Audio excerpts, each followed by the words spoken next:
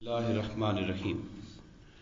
हुजूर नबी अकरम सल्लल्लाहु अलैहि वआलिहि वसल्लम के शमाइल मुबारका के हवाले से आज हम इबादात के ज़ैल में आका करीम अलैहिस्सलातु वस्सलाम की आदात मुबारका का जिक्र करेंगे। इससे पहले जो हमने जिक्र किया था उसका ताल्लुक मुआशरत के साथ था, आपका लिबास, आपका खाना पीना। आज से जो जिक्र हो रहा है उसका ताल्लुक इबादात में सरकार दो आलम सल्लल्लाहु अलैहि वसल्लम की आदात मुबारका क्या थी। सबसे पहली बात तो ये समझनी चाहिए कि हुजूर नबी करीम अलैहिस्सलातु वस्सलाम की ज़ात बाबरकात मासूम अनिल खता हैं, यानी आप इबादत बकसरत जो करते थे इसलिए नहीं करते थे कि मेरे मादल्ला अस्तगफिरुल्लाह कोई गुनाह है तो गुनाह माफ हो जाएं, ये गर्ज आका के सामने नहीं थी, बल्कि आपकी इबादत के पीछे क्या जो फराइज के अलावा नवाफिल में सारी सारी रात खड़े होकर जो इबादत करना था उसके पीछे वजह क्या थी। एक वजह तो उम्मुल मोमिनीन हज़रत आयशा सिद्दीक़ा रज़ी अल्लाह तआला अन्हा से मरवी है कि जब उन्होंने बकसरत सरकार को इबादत करते देखा और रातों को इतना लंबा क़याम करना कि कदमैन मुबारक पे वर्म आ जाता था, तो उन्होंने अर्ज़ की, या रसूल आप अपने आप को इतनी मुशक्क़त में क्यों डालते हैं, हालांकि अल्लाह ताला ने तो आपको हर तरह से अपनी हिफ्ज़ व अमान में रखा है और आपको मासूम बनाया है। तो आका जवाब देते थे, अफला अकूनु अब्दन शकूरा, क्या मैं अल्लाह का शुक्रगुजार बंदा ना बनूं। यानी सरकार की इबादत अल्लाह की शुक्रगुजारी के लिए होती थी। और फिर नमाज के साथ सरकार का एक ऐसा ताल्लुक था जिसे कहते हैं कल्बी ताल्लुक। हम नमाज पढ़ते हैं मगर हम नमाज को एक फर्ज समझकर, या अल्लाह पाक ने जिम्मे लगा दिया है, अब नहीं पढ़ेंगे तो फिर पकड़ होनी है, तो हमारे जहन में ये ख्याल रहता है कि चूंकि फर्ज है लिहाजा पढ़ना है। वो एक होता है कि दिल खिंचता है कि आपकी रूह खुद ब खुद नमाज के लिए खिंच रही है और आपका ताल्लुक नमाज में माला आला से कायम हो जाता है। ये सरकार दो आलम सल्लम के लिए जो नमाज थी, ऐसे तो नहीं कहा अस्सलातु मेराजुल मोमिनीन कि नमाज मोमिनों की मेराज होती है। वो कैफियत हैं जो नमाज देती है, जो तलकीन तो सबके लिए है कि वो कोशिश करें, तो इनमें सबसे आला मर्तबा और जिनके सदके से मर्तबे मिलते हैं वो आका करीम अलैहिस्सलातु वस्सलाम की ज़ात बाबरकात है। आपने फरमाया, जो इलत कुर्रतु ऐनी फी सलात, मेरी आंखों की तो ठंडक की नमाज में रखी गई है। और जब नमाज का टाइम होता तो सरकार कैसे कहते, जैसे हमारे यहाँ टाइम हो, मौज़िन साहब से हम कहेंगे जी अजान पढ़ें, सरकार फरमाया करते थे, या बिलाल अरहना बिस्सलात, नमाज के लिए आजान देकर जरा हमारी रूह को राहत तो पहुंचाओ। अरहना बिस्सलात, हमें राहत पहुंचाओ। यानी सरकार की जो राहत थी वो नमाज के साथ थी। और अपने मुअज्जिन हजरत बिलाल से फरमाते थे, अरहना बिस्सलात, ये नहीं कि उठो अजान दे दो, टाइम हो गया अजान पढ़ दो, नहीं, हमारी रूह को आराम पहुंचाओ नमाज के जरिए, यानी अजान दो ताकि हम नमाज पढ़ सकें। हुजूर नबी करीम अलैहिस्सलातु वस्सलाम की कैफियत ये थी कि जब नमाज का वक्त आता, आज़ान हो जाती या टाइम आ जाता नमाज का, तो फिर ये मुतअद्दिद सहाबा किराम से ये बात मरवी है कि फिर हुजूर नबी करीम अलैहिस्सलातु वस्सलाम की कैफियत ऐसी हो जाती, यानी जो दिल है वो जो पहले थोड़ा मखलूक के साथ भी बातें हो रही हैं, गुफ्तगू हो रही है, घर में बैठे हैं, घर वालों से बात है, वक्त नमाज आया तो एक लफ्ज़ सहाबा बोलते थे, ऐसे लगता था कि सरकार हमें पहचानते ही नहीं है। नमाज का वक्त आ गया है तो फिर वो जो गुफ्तगू, ताल्लुकदारी, औलाद है, बहन भाई हैं, दोस्त रिश्तेदार हैं, फिर उनसे कोई पहचान नहीं है। फिर सबसे बढ़कर गालिब पहचान जो दिल को खींच रही है वो मेरे रब से मुलाकात की खींच रही है। ये कैफियत है। और जब तक नमाज में ऐसा ज़ौक़ पैदा नहीं होगा, पंजगाना नमाज की पाबंदी नहीं हो सकती। पंजगाना नमाज की पाबंदी करने वाला शख्स वो होता है जिसका दिल और दिमाग अड़ा होता है अल्लाह की तरफ और उसकी मस्जिद की तरफ और आज़ान की तरफ। इसी तरह आपकी जो आदात मुबारका थी उनके अंदर यह भी था कि हुजूर नबी करीम अलैहिस्सलातु वस्सलाम नमाज की अदायगी के दरमियान, जिसको बहुत ज़्यादा ज़ोर देने की ज़रूरत है, और मैं ये कहूँगा कि आप में से, हम में से हर आदमी اپنے اوپر پہلے نگاہ کر لے اور پھر اس کے بعد جہاں تک اس کا پیغام پہنچانے کا اس کو اللہ نے توفیق دی ہے اس کا خیال کرے۔ صحابہ کرام نے بار بار یہ بات بتائی اور سرکار نے اس طرح پڑھنے والوں سے کہا کہ دوبارہ پڑھو، نماز نہیں ہوئی۔ وہ کیا چیز تھی کہ قیام تسلی سے کرنا، رکوع میں جانا۔ الفاظ جو صحابہ نے استعمال کیے میں وہ آپ کو پڑھ کے بتاتا ہوں۔ وہ کہتے ہیں کہ سرکار نے کھڑے ہو کر تکبیر کہی کہ رات کی رکوع کیا، دونوں حالت رکوع میں گھٹنوں پر رکھے یہاں تک کہ ہر عضو اپنی جگہ پر قائم ہو گیا، یعنی رکھے، کمر اپنی جگہ ٹھہر گئی، ٹانگیں اپنی جگہ ٹھہر گئیں، یعنی جلد بازی نہیں کی رکوع کرنے میں۔ پھر کھڑے ہو کر جو سمع اللہ لمن حمدہ ہے، تسلی سے کھڑے ہو گئے، ہر چیز باڈی اپنی جگہ ٹھہر گئی۔ پھر آپ نے ربنا ولک الحمد پڑھا اور اللہ اکبر کہہ کر رکوع سجدے کے اندر چلے گئے۔ یہ جو ہماری طبیعتوں کے اندر عجلت ہے یہ نماز کی روح کو ختم کر رہی ہے۔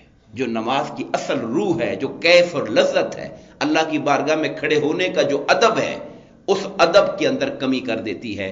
بلکہ سرکار نے جب کسی شخص کو مسجد میں اپنے سامنے ایسے پڑھتے دیکھا تو اس کو وہ ایک شخص تھا، لیٹ ہو گیا نماز میں، لیٹ آیا تو اس نے الگ سائڈ پہ جا کے نماز پڑھی۔ سرکار بیٹھے تھے دیکھ رہے تھے، آ کے آپ کو سلام کیا تو حضور نے فرمایا ارجع فصلی فانک لم تصلی، واپس جا نماز پڑھ، تم نے نماز نہیں پڑھی، تم نے نماز نہیں پڑھی۔ وہ جو پڑھ کے آ رہے ہیں انہیں کہتے تم نے نہیں پڑھی۔ وہ پھر گئے، انہوں نے اس طرح سپیڈ لگا کے پھر نماز پڑھ لی اور پھر آ کے سلام کیا، میں واپس جاؤ نماز پڑھو، نہیں پڑھی۔ 3 دفعہ واپس بھیجتے رہے۔ چوتھی بار اس نے عرض کی یا رسول اللہ مجھے تو ایسے ہی پڑھنا آتی ہے، مجھے بتائیے میری غلطی کیا ہے تاکہ میں اس کو ٹھیک کروں۔ تب آقا نے سمجھایا رکوع کرو تو اطمینان سے کرو، کھڑے ہو جاؤ تو اطمینان سے کھڑے ہو، سجدے میں جاؤ تسلی سے، دوسرے سجدے کے لیے تسلی سے اٹھ کے بیٹھو، پہلے کمر سیدھی ہو جائے، ہڈیاں ٹھہر جائیں، باڈی کی حرکت ختم ہو جائے اور پھر دوبارہ اللہ اکبر کہہ کے جاؤ۔ یہ جو اسے ہمارے ہاں فقہا کہتے ہیں تعدیل ارکان، ہر رکن کے ساتھ عدل کرنا، یہ لفظ ہے باقاعدہ فقہ کا، تعدیل ارکان۔ اور فقہا نے تعدیل ارکان کو سنت میں نہیں ڈالا، تعدیل ارکان کو واجب میں ڈالا ہوا ہے۔ اور آپ جانتے ہیں واجب کی تعریف کیا ہے؟ جو چھوٹ جائے، نماز کے اندر یاد آئے تو سجدہ صاف کریں اور نماز گزر گئی تو نماز لوٹانی پڑے گی۔ اتنا سختی کی ہے تعدیل ارکان کے اوپر۔ اور بلا مبالغہ میں آپ سے کہوں گا، آپ دیکھیے نمازی حضرات کو تو ہمارے ہاں سب سے بڑی جو نماز پڑھنے آ رہا ہے وہ بھی خیال نہیں کر رہا۔ ایک تو وہ ہے جس کو توفیق نہیں ہوئی، نہیں آ سکا خدا کے گھر میں، ایک وہ ہے جو آ گئے ہیں تو کم سے کم اگر باقی نماز میں 15 منٹ لگ گئے، تھوڑی تعدیل ارکان کر لیں گے تو 17 منٹ لگ جائیں گے، 1.5 منٹ اوپر لگ جائے گا پوری نماز کے اندر۔ لیکن نماز سنت کے مطابق تو ادا ہوگی، نماز کا حق تو ادا ہوگا۔ پھر میں نوافل کی طرف چلتا ہوں، جو کہ فرائض تو فرائض ہی ہیں۔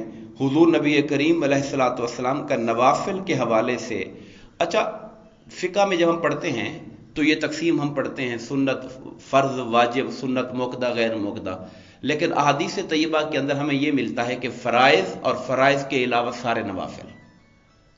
پھر جس پر سرکار نے زیادہ تاکید کر لی وہ نفل سنت موقدہ ہو گئے، اور جس پر کم تاکید کر لی وہ غیر موقدہ ہو گئے۔ یعنی یہ فرق تھا، وگرنہ جو فرض ہے فرض ہے، فرض کے علاوہ سارے نوافل ہے۔ نوافل میں تاکید کس پر ہے اس کو سنت موقدہ کہتے تھے۔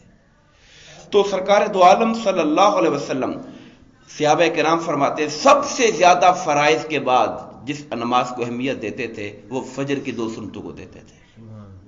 فرضوں کے بعد سب سے زیادہ اہمیت جو تھی وہ فجر کی 2 سنتوں کی تھی۔ احادیث پاک میں آتا ہے کہ دنیا اور ما فیہا کی دولت سے زیادہ میرے لیے عزت والی نماز ہے یہ 2 رکعت نماز، یہ سنت جو ہے۔ اور پھر آقا اس کو لمبا بھی نہیں کرتے تھے، سنتے چھوٹی پڑھا کرتے تھے۔ باقی نوافل رات والے لمبے کرتے تھے، مگر اس کے اندر زیادہ آپ طوالت نہیں اختیار فرمایا کرتے تھے۔ اسی طرح بہت سی بعض لوگ پوچھتے ہیں جی سنتے کہاں لکھی ہوئی ہیں؟ آپ لوگ فرض تو ہیں تو سنتے کہاں سے پڑھتے ہیں؟ اس کا ثبوت کیا ہے؟ باقاعدہ بخاری و مسلم کی حدیث میں ہے کہ نبی کریم صلی اللہ علیہ وسلم ظہر کی جب نماز پڑھنے کے لیے جاتے تھے تو گھر کے اندر 4 رکعت پڑھ کے جاتے تھے۔ اچھا یہ بھی بخاری شریف کی حدیث کے اندر ہے کہ آپ اپنے جو سنن تھے وہ گھر کے اندر پڑھ کے پھر جاتے تھے مسجد کے اندر، اور فرض پڑھ کے جو باقی سنتے اگلی ہیں وہ گھر کے اندر آ کے پڑھتے تھے۔ اس لیے کہ سرکار کا فرمان ہے اپنے گھروں کو قبرستان نہ بناؤ، گھروں میں بھی نمازیں پڑھو۔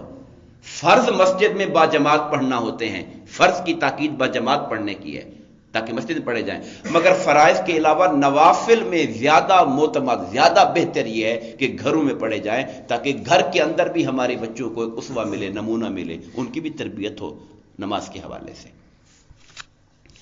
اسی طرح ہر فرض نماز کے بعد، خاص طور پہ فجر کے بعد، تو آقا کی ہم عادتیں پڑھیں، سرکار کی عادتیں کیا تھی، شمائل کیا تھے۔ آپ فجر کے بعد بیٹھے رہتے تھے یہاں تک کہ سورج نکل آتا تھا، اور پھر آپ اشراق کی نماز پڑھ کے پھر گھر جاتے تھے۔ یہ آقا کی عادت مبارکہ تھی، عادات کو ہم دیکھ رہے ہیں۔ اور پھر اس کے علاوہ جب نماز سے آپ فارغ ہوتے تھے تو 3 بار استغفر اللہ استغفر اللہ استغفر اللہ کہنا، اللہ اکبر کہنا، یہ بھی سرکار کی عادت مبارکہ۔ ہر فرض نماز کے بعد جب سلام پھیرا تو استغفر اللہ، یہ بھی سرکار کی عادات مبارکہ کے اندر شامل تھا۔ نماز میں آپ تلاوت کتنا کرتے تھے، اس پر بہت لمبی گفتگو ہے، میں زیادہ نہیں اس پر بات کرتا، مگر یہ ہے کہ فرائض کی نمازوں کے اندر سرکار دو عالم صلی اللہ علیہ وسلم چاہت کے باوجود بھی کہ میں لمبی قرات کر لوں، مگر جماعت کا خیال کرتے تھے کہ ان کے اندر کوئی بوڑھا ہوگا، کوئی بیمار ہو سکتا ہے، کوئی جلدی والا ہو سکتا ہے۔ اس زمانے میں عورتیں بھی پیچھے نماز پڑھتی تھی تو فرماتے تھے کسی عورت کے بچے کے رونے کی آواز سنتا ہوں تو پھر بھی میں چھٹی کر لیتا ہوں کہ ماں کے دل کو اپنے بچے کی کشش کی وجہ سے پریشانی نہ ہو رہی ہو۔ فرض نمازوں کے اندر آپ تھوڑا اختصار رکھتے تھے، اور نوافل میں ہم ذکر کر چکے کہ آپ بہت طوالت فرمایا کرتے تھے۔ حضور نبی کریم علیہ الصلوۃ والسلام کی کیفیت یہ تھی کہ آپ رات کی نماز پڑھتے تھے، اس میں بہت لمبا قیام، یہاں تک آپ حیران ہوں گے۔ ایک دن ایک صحابی سرکار سے ملے، کہا یا رسول اللہ آپ کے چہرے انور سے لگ رہا ہے کہ آپ کو بہت تکلیف ہے۔ آپ نے کہا مجھے رات کو بہت درد تھا، باڈی میں بہت درد تھا، مگر اس درد کے باوجود بھی جو پہلی والی 7 بڑی صورتیں ہیں، بقرہ، آل عمران، النساء، یہ ساری میں نے رات کو پڑھی ہے نماز کے اندر۔ یعنی وہ درد والی کیفیت کے اندر بھی اس کو میں نے نہیں چھوڑا، یہ میں نے ساری پڑھی ہیں۔ تو آپ نوافل میں رات کو تو اتنا لمبا قیام کرتے تھے، اور پھر رکوع اتنا لمبا کرنا اور سجدہ اتنا لمبا کرنا، کیونکہ وہ آپ کی انفرادی عبادت تھی، وہ آپ کا اپنا ذوق اور شوق تھا، لیکن آپ نے جماعت کے اندر امت کو کبھی اس طریقے سے، بلکہ ایک بار صحابی کہتے ہیں، اور یہ راوی ہیں اس کے حضرت ابو ذر غفاری رضی اللہ تعالیٰ عنہ، سرکار نے رات کو نماز شروع کی، صبح کا وقت آ گیا اور ساری رات کی نماز میں صرف ایک آیت پڑھتے رہے۔ وہ کون سی آیت تھی؟ ان تعذبہم فإنہم عبادک وَإِن تَغْفِرْ لَهُمْ فَإِنَّكَ أَنْتَ الْعَزِيزُ الْحَكِيمُ۔ اے اللہ اگر تو ان کو عذاب دے تو ہیں تو تیرے بندے ہی نا۔ اس بات پر کیفیت میں سرکار ساری رات پڑھتے رہے، اے اللہ اگر تو ان کو عذاب دے گا، یہ کسی اور کے بندے تھوڑی ہیں، تیرے ہی تو بندے ہیں، مالک تو ان کا تو ہی ہے نا تو، اور اگر تو ان کو معاف کر دے تو بڑا غالب ہے، دانائی والا ہے، تیری بارگاہ میں کیا کمی ہے۔ سرکار کہتے ہیں میں نے اللہ تعالیٰ کی بارگاہ میں یہ اس لیے پڑھتا رہا کہ اللہ تعالیٰ مجھے حق شفاعت عطا فرما دیا اپنی امت کا، اور اللہ پاک نے مجھے عطا فرما دیا۔ تو یہ ساری رات تلاوت سرکار فرماتے رہے۔ اسی طریقے سے آپ کا نماز چاشت پڑھنے کی ایک عادت تھی، عادت مبارکہ تھی۔ آپ کم از کم 4 رکعت پڑھتے تھے، اور کبھی زیادہ بھی پڑھنا چاہتے تو پڑھ لیتے تھے۔ ایک حدیث پاک میں یہ بھی آیا ہے کہ جو آدمی رات کی عبادت کا پابند ہو، نوافل پڑھتا ہو، کسی روز آنکھ نہیں کھلی یا طبیعت ٹھیک نہیں تھی، تو فرمایا وہ ظہر سے پہلے اگر اس کو پڑھ لے وہ نوافل دوبارہ، تو اللہ رات والا ثواب اس کو عطا فرما دیتا ہے۔ یہ بھی روایت کے اندر موجود ہے، کیونکہ انسان ہے، کمی بیشی ہو سکتی ہے۔ اور اسی طرح حضور نبی کریم علیہ الصلوۃ والسلام سے کسی نے پوچھا کہ یا رسول اللہ میرے گھر کی نماز افضل ہے یا مسجد کی؟ تو آپ نے فرمایا تم نہیں دیکھتے کہ میرا مکان مسجد کے کس قدر قریب ہے، تب بھی میں گھر میں نماز پڑھنا مسجد میں پڑھنے سے بہتر سمجھتا ہوں، سوائے فرض نمازوں کے۔ یعنی فرض نماز میں مسجد میں پڑھنا بہتر سمجھتا ہوں، مگر باقی نمازیں گھروں کے اندر۔ اور آخری بات میں یہ عرض کرنا چاہتا ہوں کہ نماز با جماعت کی جو ترجیح ہے اس کا اندازہ آپ اس سے لگا لیجئے کہ ایک صحابی جو نابینا تھے، انہوں نے آ کے عرض کی یا رسول اللہ مجھے آنے میں تھوڑی دقت ہوتی ہے، اگر آپ اجازت دے دیں، رستے میں کوئی نالا بھی پڑتا ہے، مجھے کراس کروانے والا بھی بندہ نہیں ہوتا، بعض اوقات ہوتا ہے بعض اوقات نہیں ہوتا ہے، تو میں گھر میں پڑھ لیا کروں۔ سرکار نے اولاً کہا چلو پڑھ لیا کرو۔ ابھی وہ منہ موڑ کے چلے ہی تھے، پھر بلا لیا، فرمایا تمہارے گھر میں اذان کی آواز آتی ہے؟ اس نے کہا آتی ہے۔ کہا پھر تمہیں فرض کے لیے مسجد میں آنا ہوگا۔ اس قدر تاکید فرائض کے لیے مسجد میں آنے کی ہے۔ دعا فرمائیے اللہ تبارک و تعالی ہم سب کو آقا کریم علیہ الصلوۃ والسلام کی عادات مبارکہ پر عمل کرنے کی توفیق عطا فرمائے۔ آمین۔ وما علینا الا البلاغ المبین۔